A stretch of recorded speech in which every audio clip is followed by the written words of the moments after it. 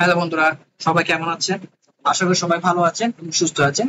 বন্ধুরা, আমার সিয়ন job news চ্যানেলে আমাদেরকে স্বাগতম। তো বন্ধুরা, আজকে 8টা সরকারি নিয়োগ বিজ্ঞপ্তি নিয়ে আসছি। এটা হচ্ছে কর কমিশন কার্যালয় থেকে নিয়োগ বিজ্ঞপ্তি প্রকাশিত হয়েছে। এটা 1 এপ্রিল 2024 সালে প্রকাশিত হয়েছে। এটা কিন্তু লেটেস্ট নিয়োগ বিজ্ঞপ্তি। তো এই নিয়োগ বিজ্ঞপ্তি নিয়ে কিন্তু বিস্তারিত আলোচনা হবে এই ভিডিওতে সেজন্য শুরু থেকে শেষ পর্যন্ত দেখবেন। এটা কিন্তু খুবই একটা ইম্পর্টেন্ট ভিডিও। তো বন্ধুরা, এই ভিডিওতে বলবো আমাদেরকে আবেদন শেষ তারিখ, শুরুর তারিখ, তারপর ছবির সাইজ, আবেদনের জন্য কত ফি নেবে, টেলিটক, তারপর কি কি পোস্ট আছে, সেসব প্রয়োজন, কি শিক্ষক যোগ্যতা, সব কিন্তু বিস্তারিত আলোচনা করবো। আর কারা আবেদন করতে পারবেন, কারা পারবেন না। তো এটা ভিডিওটা কিন্তু শেষ পর্যন্ত দেখবেন। তো বন্ধুরা, চলুন ভিডিও শুরু করি। আর আমার চ্যানেলটা যারা সাবস্ক্রাইব করেন, আমার চ্যানেলটা সাবস্ক্রাইব করে দিবেন। আর আমার সব ভিডিও সবার আগে পাওয়ার জন্য বেল আইকনটা ক্লিক করবেন, ঠিক আছে? তো দেখেন বন্ধুরা, এখানে পদের নাম দিচ্ছে। প্রথম যে পদ সেটা হচ্ছে কম্পিউটার অপারেটর। এটা হচ্ছে কর কমিশন কার্যালয় থেকে। আমি বলতেছি কর কমিশন কার্যালয় থেকে নিবৃত্তি প্রকাশিত হয়েছে 1 এপ্রিল 2024। এটা কিন্তু লেটেস্ট নিবৃত্তি। তো এটা স্কিপ করবেন না, এটা শেষ পর্যন্ত দেখবেন। দেখেন পদের নাম দিচ্ছে 1 নম্বর পদ, যেটা হচ্ছে কম্পিউটার অপারেটর। এখানে কিন্তু পদের সংখ্যা হচ্ছে একজন, ঠিক আছে? এখানে কিন্তু একজন মান নিচ্ছে এই পোস্টের জন্য। কোন শিক্ষিত বিশ্ববিদ্যালয় হতে বিজ্ঞান বিভাগে হতে অন্য দ্বিতীয় শ্রেণী বা সমাজজীবীতে স্নাতক বা সমান ডিগ্রি হলে কিন্তু আবেদন করতে পারবে। এখানে শিক্ষা যোগ্যতা বলে দিছে। কম্পিউটার মুদ্রাক্ষর সর্বনিম্ন গতি প্রতি মিনিটে ইংরেজিতে 30 ও বাংলায় 25 শব্দ লাগবে। তারপর সরাসরি বিষয়ে স্ট্যান্ডার্ড টেস্টে উত্তীর্ণ হতে হবে। এরপর দেখেন 2 নম্বর হচ্ছে ষাট লিপিকার কাম কম্পিউটার অপারেটর। এখানে কিন্তু 2 জন মান নিচ্ছে। এখানেও সেম শিক্ষা যোগ্যতা লাগবে, এটা একটু পড়ে নেবেন। এরপর 3 নম্বর হচ্ছে উচ্চমান সহকারী। এখানে কিন্তু 3 জন মান খুঁজছে, অর্থাৎ 3 জন মান নেবে। এখানেও সেম শিক্ষা যোগ্যতা লাগবে।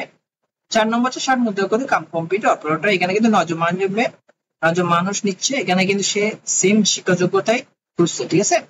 5 নম্বর হচ্ছে অফিস সহকারী কাম কম্পিউটার মুদ্রাক্ষর। এখানে 4 জন মান নিচ্ছে, সেম কোয়ালিফাই করছে, উচ্চ মাধ্যমিক সার্টিফিকেট লাগবে। আর কম্পিউটারে আমার টাইপিং স্পিড লাগবে, ঠিক আছে? 6 নম্বর হচ্ছে নোটিশ সার্ভার। এখানে 2 জন মান নিচ্ছে, এখানে এসএসসি হলে আবেদন করতে পারবেন। 7 নম্বর অফিস সহায়ক পদে 9 জন মান নিচ্ছে, এখানে এসএসসি হলে আবেদন করতে পারবেন। নিরাপত্তা পরিতে 4 জন মান নিচ্ছে, এখানে এসএসসি হলে আবেদন করতে পারবেন। এখন দেখেন যে সকল জেলার প্রার্থীগণ আবেদন করতে পারবেন, ঠিক আছে? এখানে লিখে দিচ্ছে কারা কারা আবেদন করতে পারবেন কোন কোন পোস্টের জন্য। এখানে ফেনী ও বান্দরবান জেলা ব্যতীত চট্টগ্রাম বিভাগে সকল জেলা স্থায়ী বাসিন্দারা আবেদন করতে পারবে। তবে তিমুর শারীরিক প্রতিবন্ধীদের ক্ষেত্রে চট্টগ্রাম বিভাগের সকল জেলা প্রার্থীরা আবেদন করতে পারবেন, ঠিক আছে? এটা কিন্তু ইম্পর্টেন্ট, ঠিক আছে? কোন কোন জেলা প্রার্থীরা আবেদন করতে পারবেন।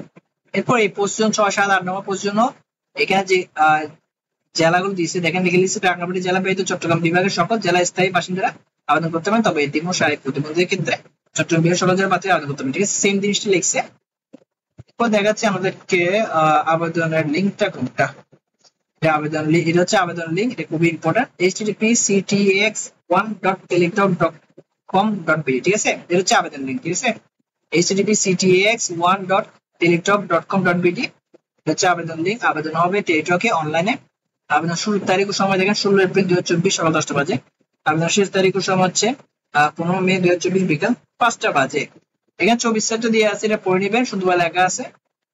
এরপর দেখেন আবেদন ফি নিবে কত পর্যন্ত, কত টাকা নিবে আবেদন ফি। দেখেন এখানে লেখাই আছে 1 নম্বর পর্যন্ত টেলিটক আমার থেকে নিবে 335 টাকা আবেদন ফি। 2 থেকে 5 নম্বর পর্যন্ত টেলিটক নিবে আমার থেকে 230 টাকা আবেদন ফি। 6 থেকে 8 নম্বর পদের জন্য টেলিটক আমার থেকে নিবে 112 টাকা আবেদন ফি, যেগুলো অফারের যোগ্য।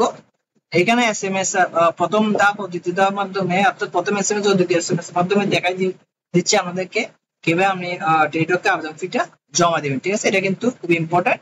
এটা পড়ে নেবেন, সুন্দরভাবে লেখা আছে। আর 72 ঘন্টার মধ্যে কিন্তু আপনার আপনার আবেদন ফিটা টেলিটক কিন্তু জমা দিতে হবে, ঠিক আছে? আবেদন ফর্ম ফিল আপ করার পরে। তো বন্ধুরা, এটাই ছিল কর কমিশনার কার্যালয় থেকে যে লেটেস্ট নিবৃত্তি প্রকাশিত হয়েছে, যেটা 1 এপ্রিল 2024 সালে প্রকাশিত হয়েছে। এই বিস্তারিত আলোচনা করছে A to Z। আশা করি ভিডিওটা ভালো লাগছে। যদি ভালো লাগে আমার চ্যানেলটা সাবস্ক্রাইব করবেন, ভালো ভিডিওটা শেয়ার করবেন। পরের ভিডিওতে আমাদের সাথে আবার দেখা হবে। সবাই ভালো থাকবেন, ধন্যবাদ।